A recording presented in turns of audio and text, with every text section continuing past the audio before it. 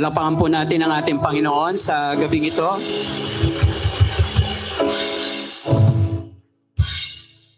Tayo po ay makakaupo na at muli magandang gabi po sa ating lahat. At pakisabi po sa ating mga katabi na pinagpala ka ng Panginoon ngayong gabing ito.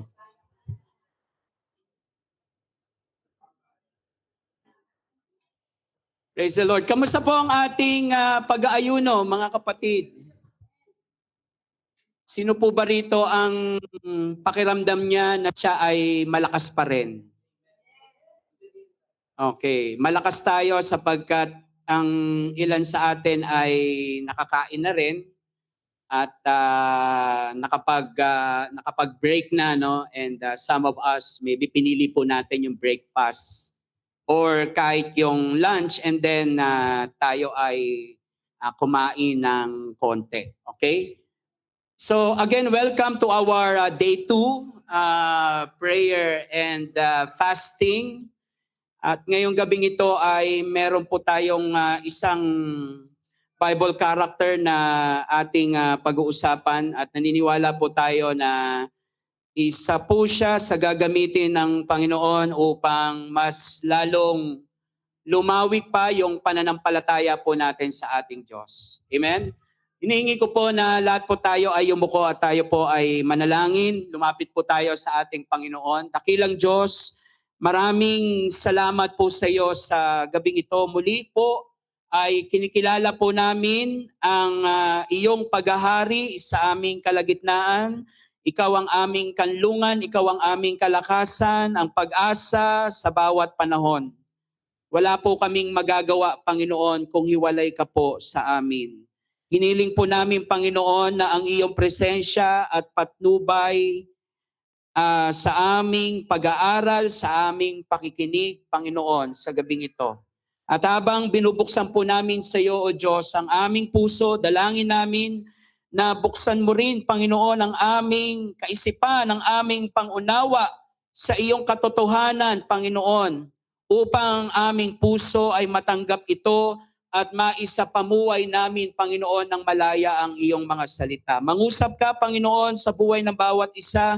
Ang banal na Espiritu Santo mo, Panginoon, ay malayang kumilos, malayang gumalaw sa aming kaisipan at sa aming puso. Tanggalin mo, Panginoon, ang anumang pagod, ang anumang pag-aalala, ang anumang takot, ang anumang alinlangan na pwedeng humadlang sa aming paglapit sa iyo, Panginoon, ngayong gabing ito. At nais namin, Panginoon, na sa pagkakataon na ito, nabigyan mo kami ng isang puso na malinis, pusong tapat, puso na may pagpapakumbaba, puso na kung saan ay naroroon ang kahandaan na maisuko sa iyo, Panginoon, ang aming buhay. Maraming salamat po, Panginoon, sa gabing ito. Ito po ang aming panalangin sa pangalan ni Jesus. Amen and amen. Palapakan po natin ang ating Panginoon. So I have 30 minutes to finish this. Praise the Lord. Okay. So ang Bible character po natin ngayon ay si Daniel. And please get your handouts. Meron na po ba ang lahat? Okay, convictions that cannot be compromised. Okay. Before I start, bago po ako magsimula, meron po akong tanong sa ating lahat. Naranasan na ba nating mapilitang gumawa ng mali upang makisama sa iba? Naintindihan po ba natin? Ulitin natin, naranasan na po ba nating mapilitang gumawa ng mali upang makisama sa iba? Marami sa atin o maraming tao ngayon ang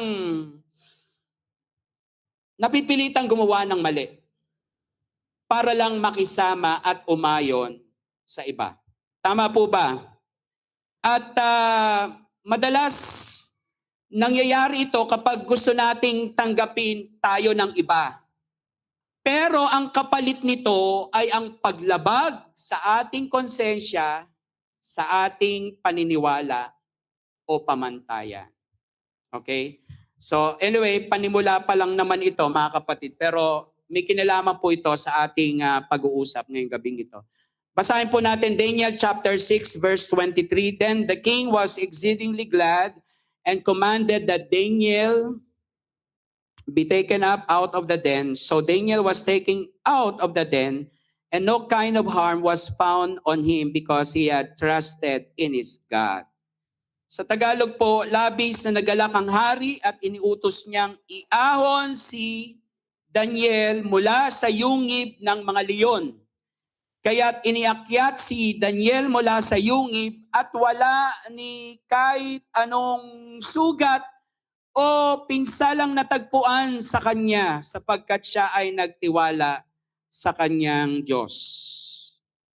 Punta na po tayo sa ating main idea.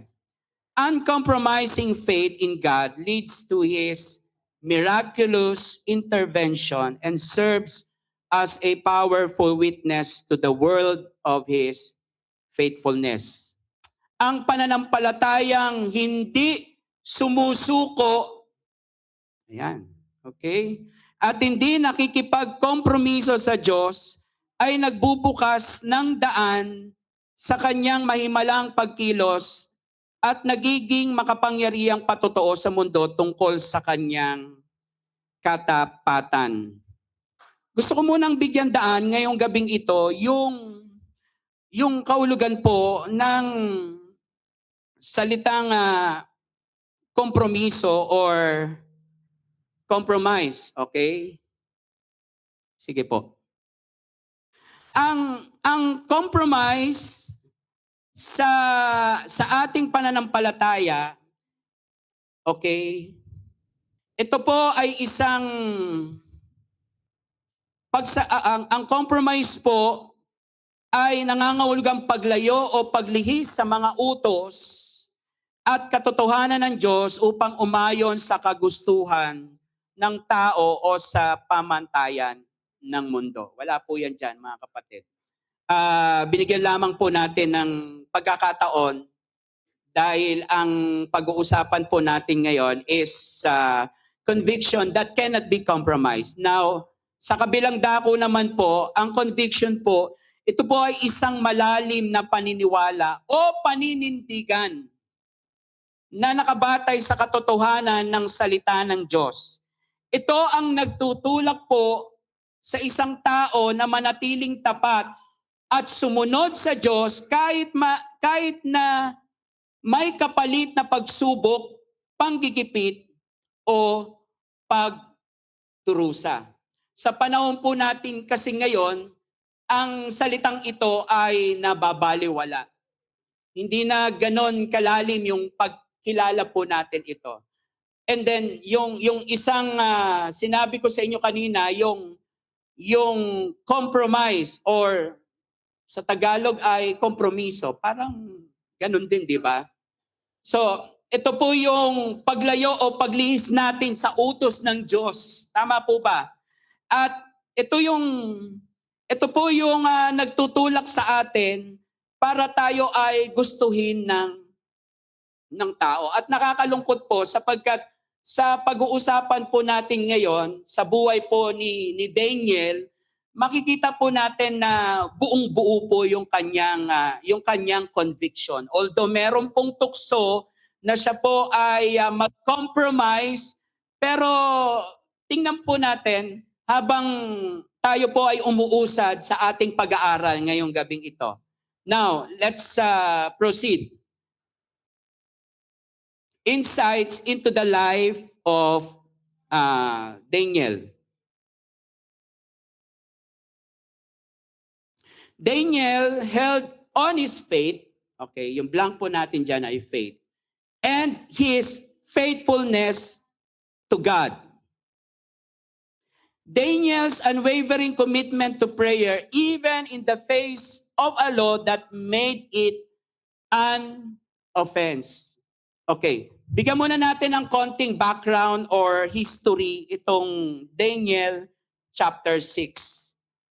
Kung babalikan po natin, nung nilagdaan po ni Haring Dario yung batas na nagbabawal sa sino man na manalangin sa alinmang Diyos o tao maliban sa hari sa loob ng 30 araw.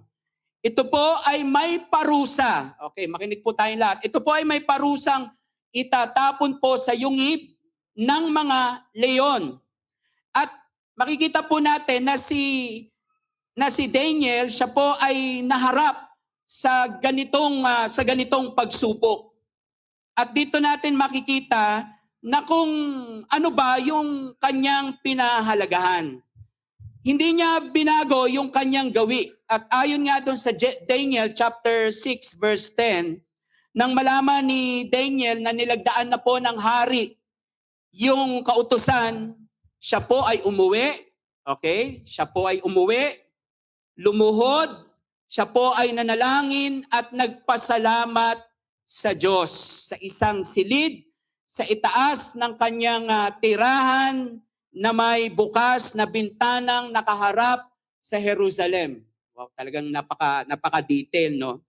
3 beses niyang ginagawa ito sa maghapon, gaya ng kanyang kinaugalian. Nang malaman ni Daniel na nalagdaan na yung utos, mga kapatid, binuksan niya yung kanyang bintana. Okay? Sa kanyang silid sa itaas na nakaharap sa Jerusalem. Siya po ay nanalangin ng 3 beses sa isang araw tulad ng dati niyang nakagawian. Hindi siya uminto dahil sa takot at hindi rin niya itinago ang kanyang pananalangin ng may pagkukunwari. Tingnan niyo naman kung gaano katapang si Daniel. Okay? So nanalangin siya, nanalangin si Daniel dahil alam niya sa kanyang sarili na meron siyang relasyon sa Diyos. Nanalangin siya hindi para magrebelde dahil ang motibo ni Daniel ay hindi ang magprotesta laban sa gobyerno. Parang katulad din kahapon, no? Yung mga balita ngayon talagang matunog na maraming mga taong nagpoprotesta sa gobyerno. Hindi po siya nagpapansin o naghahanap ng gulo.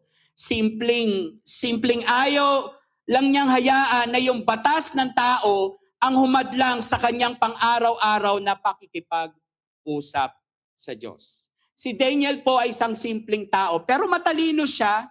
Alam po niya kung ano yung kanyang gagawin. Pero dahil sa kanyang katapatan, nung araw na yon, okay, at dahil alam niya na mabigat yung pagsubok na kanyang pinagdadaanan, at kahit alam niya na nanganganib na po yung kanyang buhay, si Daniel po ay nagsimulang manalangin. Po yung nilalaman nung Daniel chapter 6. Now, let's continue. The importance of maintaining spiritual discipline despite of external pressure is necessary. So, mga kapatid, napakahalaga po na mapanatili po natin yung spiritual na disiplina kahit na may mga panlabas na panggigipit o pagsubok. Alam niyo po, ang panalangin po, mga kapatid, ay hindi lang ito isang gawain natin na para bang tayo ay naka-setup na tayo, na sa ganitong oras tayo ay mananalangin. Kundi sinasabi po sa atin dito, mahalagang makita natin na sa panalangin po natin ay may kasamang disiplina. Dahil yung tinutukoy po dito na maintaining spiritual discipline despite the external pressure is primary. Mahalaga ito, mga kapatid. At hindi lang ito yung mga spiritual discipline na binabanggit po sa atin. Hindi lang yung panalangin. Kasama na din po dito yung pagbabasa ng salita ng Diyos. Kasama na rin po dito yung pagsamba, yung pag-aayuno po natin, yung tipon natin sa kapwa mananampalataya, yung pagsunod po natin sa ating Diyos. Maaring tayo po ay apektado ng mga sitwasyon, maaring yung mga nangyayari po sa ating paligid ang nagtutulak sa atin para talikuran yung ating pananampalataya. Okay? Maaring yung mga problema sa buhay, yung impluwensya ng iba. Pero kung tayo po ay may disiplina sa ating mga panalangin, mga kapatid, makinig po tayong mabuti. Itong ginagawa po natin na ito, ngayong gabing ito, itong pagsasama-sama po natin na pag-aayuno, hindi lang ito, kumbaga, isang pagtupad natin sa ating tungkulin. Dapat din nating makita na ito ay mayroong pong epekto sa ating espiritualidad. At ginamit nga po dito si Daniel. Daniel, consistent faithfulness is rooted in his deep relationship with God, modeling for believers the necessity of unwavering devotion. Balikan po natin si Daniel. Si Daniel po, makikita po natin na ipinagbawal po ng hari ang pananalangin sa sinumang Diyos maliban sa kanya. So alam ni Daniel yung kautusan, ngunit ipinagpatuloy pa rin niya yung kanyang regular na pananalangin sa Diyos. Hindi niya hinayaan na siya po ay mapigilan ng banta ng kaparusahan sa ginagawa niyang spiritual na disiplina. At sa kabila po ng lahat ng ito, makikita po natin na siya po ay iniligtas ng Diyos mula po sa yungib ng leon. At kung titingnan po natin sa panahon po natin ngayon, at dahil nga tayong lahat ay abala, sino po ba rito ang masasabi niyang marami siyang ginagawa sa buhay? Okay? Busy. Okay? Abala sa trabaho. Okay? Maaring nauubos na yung panahon natin sa ating mga, of course, sa kabuhayan po natin.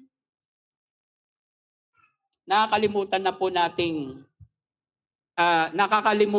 nating bigyan ng halaga yung ating mga spiritual discipline. Kaya ito rin ang dahilan, mga kapatid eh. Now, siguro tingnan natin yung ating mga sarili. Suriin nating mabuti. Ito rin yung dahilan kung bakit minsan nakakaramdam din tayo ng panlalamig. Nakakaramdam din po tayo ng paglayo natin sa ating Panginoon. Nakakaramdam po tayo ng kawalan ng sigla. Tama po ba? Minsan, kinatatamaran na po natin. Nakakalungkot sapagkat may isang observation, mga kapatid, na sa lahat ng mga pagtitipon, ang may pinakakaunting gawain sa loob ng isang linggo ay yung prayer and worship.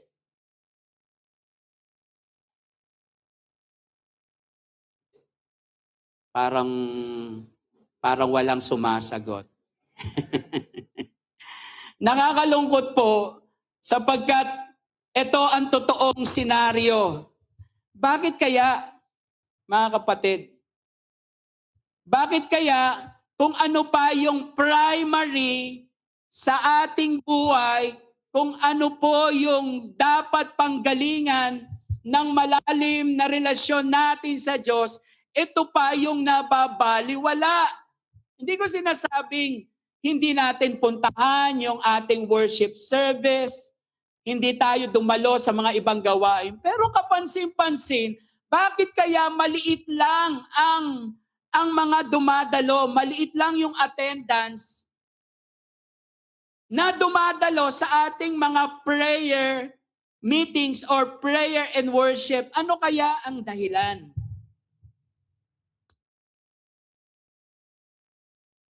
Learn to prioritize your commitment. Hello? Nakikinig po ba tayo?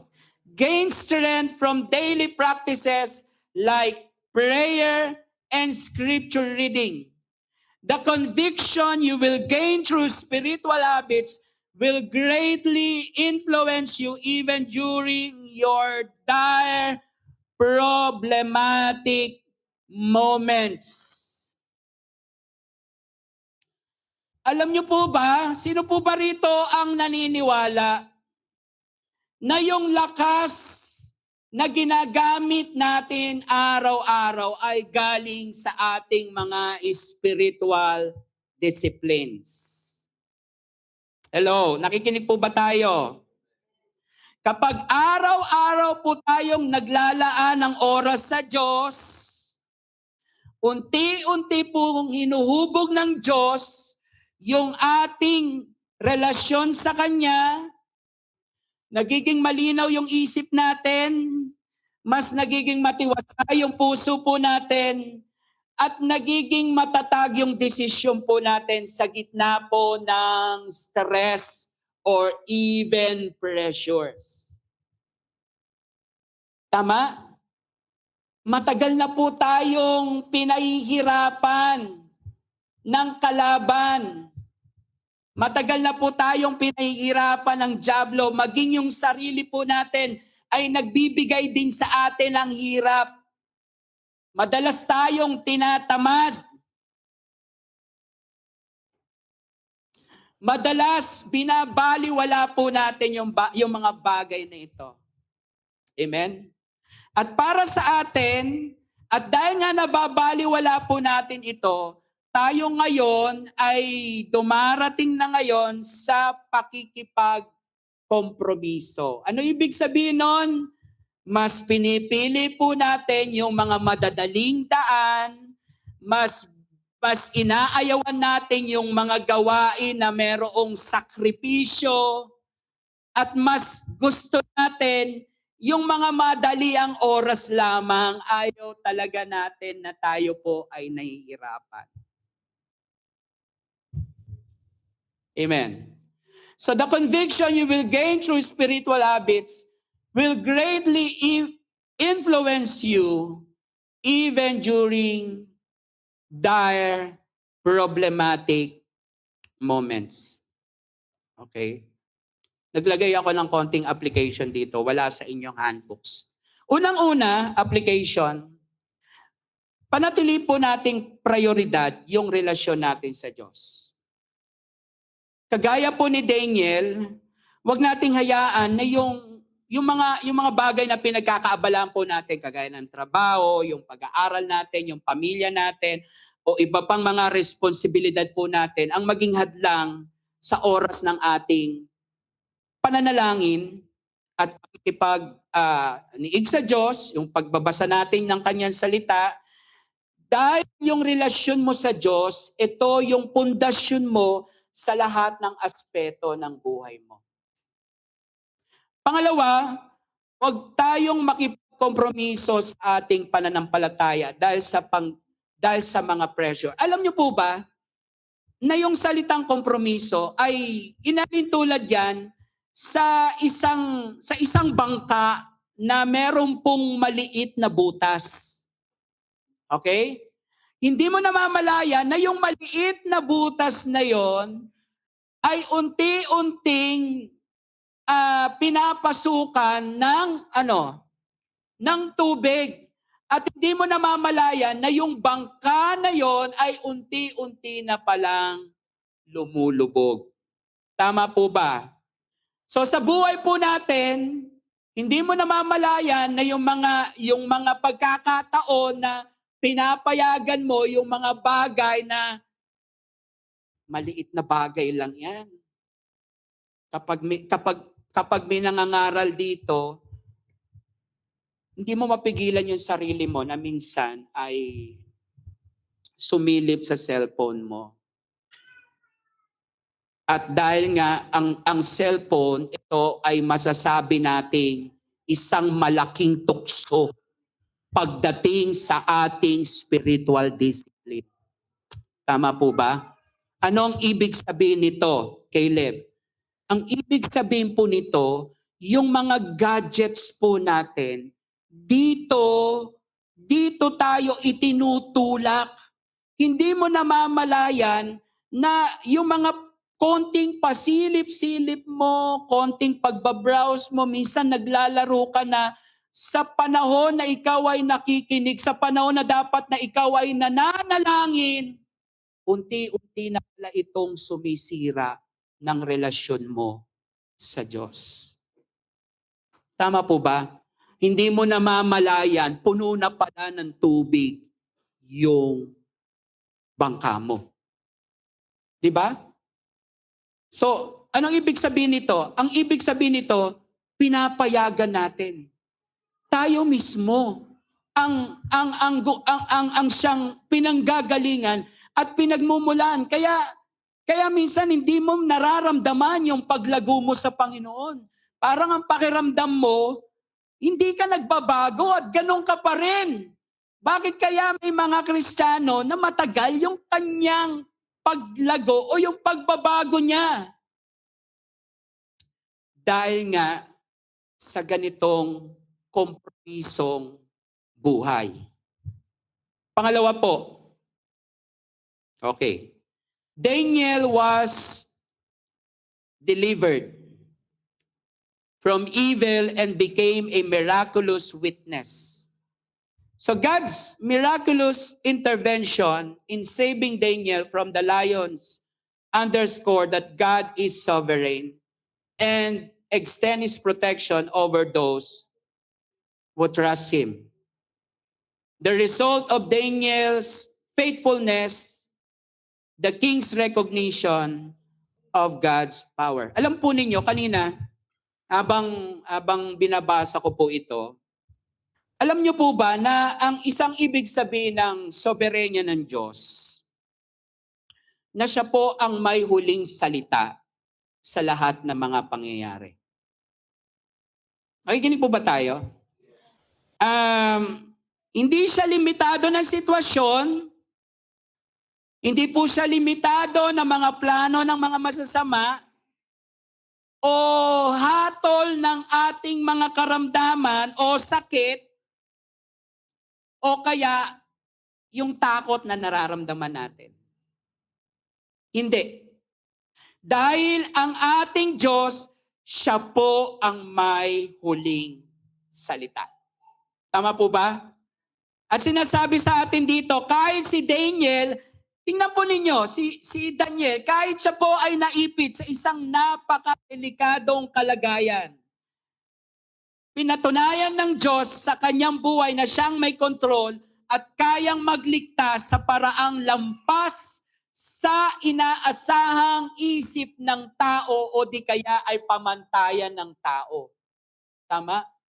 Sino ba naman ang mabubuhay na itapon ka sa yungib ng mga naglalakihang leon? Tama po ba? Nakikinig po ba tayo? Kagat nga lang ng langgam, natatakot tayo eh. May makita nga lang tayong ipis, di ba? Mahawakan nga lamang natin yung butiki, di ba? Grabe yung sigaw natin. So makikita po natin dito na ipinapakita po dun sa kwento, mga kapatid, pakinggan po natin mabuti, na ang proteksyon ng Diyos ay nasa mga taong nagtitiwala sa Kanya. Amen po ba?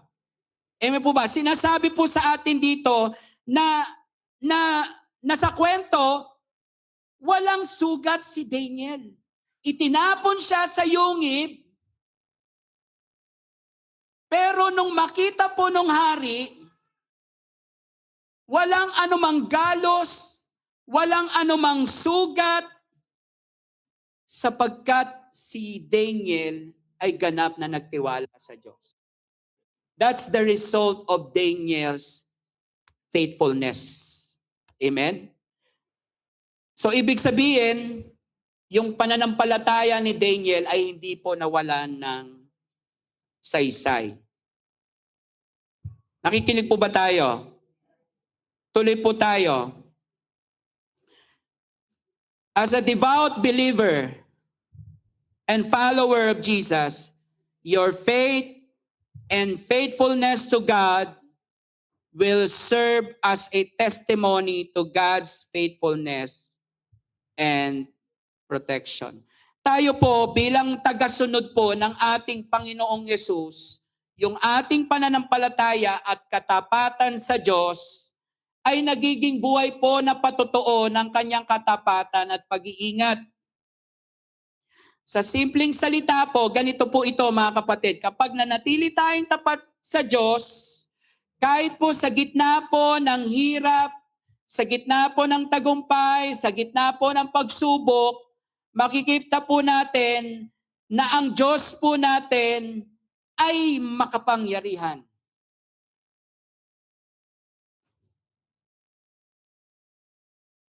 Ito po yung isang bagay na kailangan maging malinaw po sa atin. Yung pananampalataya po natin ay hindi lang nasusukat sa panahong maginhawa ang lahat. Nakikinig po ba tayo? Mas lalo po itong nahayag sa panahon na tayo po ay may mga problema. Sino po rito may problema ngayong araw nito? May problema, taas ang kamay. Ako. Ayan, parang ano ba yan? Ito ay nahayag sa panahon na tayo po ay may mga pagsubok, may mga problema, meron pong mga pangamba, meron po tayong pagkawala. Sa halip na sumuko, tayo po ay manalangin. Amen? Sa halip po na sumuko, tayo po ay sumunod. Tayo po ay magtiwala sa Diyos. At kapag ito ay nakita sa buhay natin, tingnan po natin yung ating mga katabi. At kapag ito ay nakita sa buhay natin, mga kapatid, sa pamamagitan po ng iyong buhay, nakikita ng iba na ang Diyos ay tapat, na ang Diyos ay nag-iingat, na ang Diyos ay nagpapalakas ng kanyang mga lingkod. Ito po yung buhay na patotoo po natin sa mundo. Amen? Lagi nating tatandaan na ito po ay nagsisilbing testimonya dahil ito ay nagsasabi sa mga tao na ang Diyos ay tunay na maaasahan. Amen? Alam po ninyo mga kapatid, sa buhay din po naming mag-asawa ay marami din kaming mga pagsubok na pinagdaanan. Pero naniniwala ako na hindi po kami nakaraos dahil sa mga diskarte sa buhay.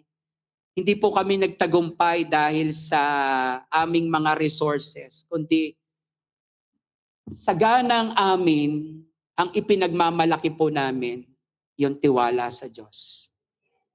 Amen?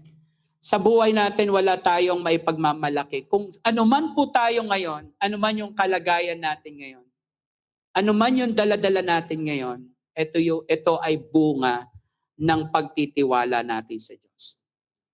Okay, steadfast faith can influence those around you positively as a witness to God's glory. Trust in God even in dire consequences, even if challenging, be a public testimony of His power and righteousness. Ito po ay nagtuturo po sa atin ang tunay po na pananampalataya ay hindi lamang po nakikita kapag maayos ang sitwasyon. Lalong-lalo na kapag tayo po ay naharap sa sitwasyong maaring magdulot po sa atin ng pagkawala, magdala sa atin ng panganib. Yung salitang dire, trust in God even in dire consequences, ibig sabihin po nito, magpatuloy po tayo kahit na may posibilidad na mawalan ka ng trabaho. Tama po ba? Kahit masiraan ka ng reputasyon, kahit na makaranas ka ng, alam mo yon, ng pag-uusig, kahit na magdusa ka dahil sa pagsunod sa Diyos, tuloy lang kapatid. Sabi mo sa katabi mo, tuloy lang. Amen? Dahil ang ating pagtitiwala, again, uulitin natin, ang pagtitiwala po natin ay hindi nakabase o nakabatay sa inaasahang magandang resulta, kundi sa katotohanan na ang Diyos ay tapat at may kontrol ng lahat ng bagay. Amen? Sa panahon natin ngayon, damang-dama po natin yung hirap. Tama po ba? Masasabi natin magulo yung kapaligiran natin. Sa gobyerno natin, maraming nanggugulo. Maraming taong magugulo. Pero ano man ang resulta, lagi nating tatandaan, ang kapangyarihan ng Diyos, ang soberenya ng Diyos, na siya pa rin ang may huling salita sa lahat ng mga nangyayari sa ating paligid. Amen? Magandang bagay na maintindihan natin ito. Kahit sa buhay mo, kapatid, ang Diyos ang may huling salita. Hindi yung kapitbahay mo, hindi yung katabi mo, ay hindi, maghihirap ka. Tandaan mo yan. Lulubog ka sa utang, maghihirap ka, magkakasakit ka, hindi. Ang Diyos ang may huling salita. Amen? Sa pagtatapos po natin, your conviction because of your faith and your faithfulness to God's commandments are relative to your relationship with God. Second, your conviction again, based on the word and your spiritual habits can make you stand firm, especially when faced with social pressure to compromise. And lastly, when your faith is steadfast, can lead to your divine deliverance. When your commitment, discipline, and consistency is reinforced according to God's teachings, you will have both personal strength and public testimony. Tayo po lahat ay yumuko at manalangin. Panginoon, maraming salamat po sa gabing ito. Ang aming paninindigan dahil sa iyong pananampalataya at katapatan po namin sa iyong utos ay nakasalalay po, Panginoon, sa lalim ng aming relasyon sa iyo. Panginoon, ngayong gabing ito, inaamin po namin na sa aming mga sarili na kami po ay dumating sa panahon na kami po ay nag-alinlangan. Nagkaroon po kami ng pangamba. Naranasan namin, Panginoon, na ikaw ay pagdudahan po namin. Pero kagaya po ni Daniel, kahit siya po ay naipit sa mahigpit na kalagayan, siya po ay nanatiling tapat, nanatiling matatag, at hindi natinag. Tulungan mo, Panginoon, na ang buhay namin ay mahubog sa patuloy na katapatan. Tulungan mo na ang buhay namin ay mahubog din sa iba't ibang spiritual disciplines, Panginoon. Bigyan mo kami, Panginoon, ng panloob na lakas upang magtagumpay sa mga pagsubok. Upang sa gayon, Panginoon, matapos naming malampasan ang lahat ng ito, ang buhay namin ay magiging patotoo ng iyong katapatan, ng iyong kapangyarihan, at kaluwalhatian sa harap ng tao.